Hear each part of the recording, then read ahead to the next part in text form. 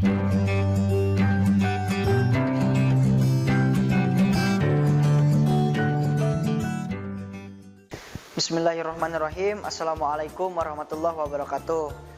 Alhamdulillahirabbil alamin. Pada kesempatan hari ini atau kesempatan pada saat ini saya bisa kembali lagi bertemu atau menjelaskan tentang pendidikan agama Islam atau pelajaran pendidikan agama Islam kelas 10 semester 2, meneladani perjuangan dakwah Rasulullah SAW periode Madinah. Proses dakwah Rasulullah SAW periode Madinah ada 3 proses. Yang pertama, tahapan masa penuh rintangan, baik dari dalam kota Madinah ataupun dari kota Madinah. Dimulai dari awal tahun Hijriah hingga perjanjian Hudaibiyah tahun 6 Hijriah. Yang kedua, tahapan masa damai dengan para pemimpin dan paganisme yang diakhiri Fatu Mekah pada bulan Ramadan 8 Hijriah yang ditandai dengan adanya korespondensi dengan para raja di Jazirah Arab. Yang ketiga, tahapan masa manusia berbondong-bondong masuk Islam dari berbagai kabilah hingga wafat Rasulullah SAW. Nah, ini proses-prosesnya 3. Selanjutnya, substansi dakwah Rasulullah SAW ada 4 bagian.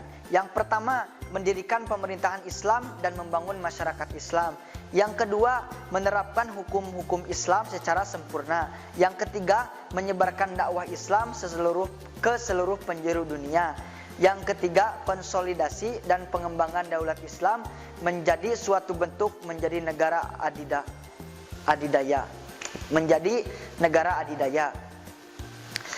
Strategi dakwah Rasulullah SAW periode Madinah yang pertama yaitu dakwah dengan mendirikan masjid. Yang kedua, dakwah dengan membuat perjanjian. Di antara perjanjian tersebut ada 3 perjanjian ketika Rasulullah dakwah di Madinah. Yang pertama, perjanjian antara kaum Muhajirin dan Ansor. Yang kedua, Piagam Madinah. Yang ketiga, perjanjian Hudaibiyah. Selanjutnya, yang ketiga itu dakwah ketika terjadi peperangan. Terjadi peperangan pada dakwah Rasulullah di Madinah.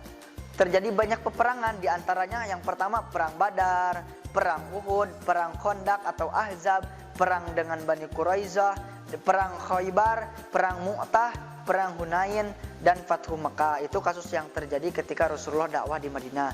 Yang keempat, dakwah dengan korespondensi. Yang kelima, dakwah dengan penerapan sendi-sendi hukum Islam. Yang keenam, dakwah dengan akhlakul karimah Rasulullah SAW. Jadi Rasulullah dakwah dengan akhlakul karimahnya dengan baik. Jadi mengajak kaum kafir Quraisy itu sangat gampang terpengaruhi dengan akhlak-akhlak yang baik Rasul. Selanjutnya, faktor sosial yang mempengaruhi dakwah Rasulullah SAW ada 3 di sini ya.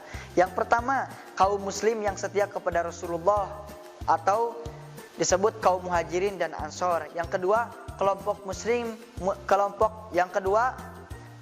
musyrik yang kebanyakan tidak membenci Islam dan banyak yang akhirnya masuk Islam. Yang ketiga, kelompok Yahudi yang telah berbaur dengan orang Arab namun tetap fanatik dengan ajarannya. Selanjutnya, meneladani strategi dakwah Rasulullah periode Madinah pada konteks keindonesiaan dan globalisasi. Di sini ada 5 bagian. Yang pertama, menjadikan masjid sebagai pusat kegiatan ibadah, musyawarah dan lain sebagainya. Yang kedua, memperkuat semangat ukhuwah Islamiyah. Yang ketiga, melaksanakan rukun iman, rukun Islam dan hukum-hukum Islam secara istiqomah dan menyeluruh. Selanjutnya, meningkatkan kemampuan berkomunikasi supaya dakwah yang dilakukan mampu dimengerti oleh semua lapisan masyarakat. Yang terakhir yaitu Islam tidak mengenal paksaan dan kekerasan dalam berdakwah. Meneladani strateginya. Selanjutnya, menunjukkan kesadaran berperilaku sesuai strategi dakwah Rasulullah. Yang pertama, adapun yang menjadi daya tarik dakwah periode Madinah sebagai berikut. Nah, ini daya tariknya ya.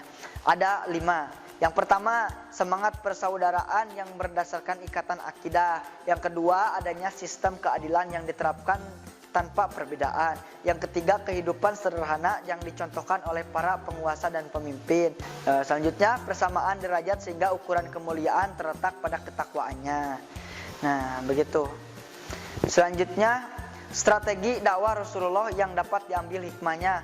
Yang pertama, tidak putus asa mengajak orang untuk berbuat baik karena tugas manusia hanya berikhtiar. Yang kedua, menjadikan dakwah sebagai bagian bagi kehidupan seorang muslim dimanapun. Yang ketiga, selalu memiliki harapan untuk kemajuan agama Islam. Yang keempat, tingkatkan kualitas diri baik akademis maupun spiritual menjadi generasi terbaik pada masanya. Nah, mungkin sekian yang bisa saya sampaikan. Mudah-mudahan ada manfaatnya dari materi yang saya sampaikan. Mudah-mudahan kita dapat bertemu lagi di kemudian hari. Terima kasih. Wabillahi taufiq wal hidayah. Wassalamualaikum warahmatullahi wabarakatuh. Kunjungi sosial media lainnya seperti website kami di pkbmalfata.com, Facebook PKB Malfata Mananjaya, Instagram PKB Malfata Official. Dan terima kasih telah klik video ini. Jangan lupa like, comment, share, dan subscribe untuk menunjukkan dukungan kamu terhadap channel ini. Enjoy the video PKB Malfata.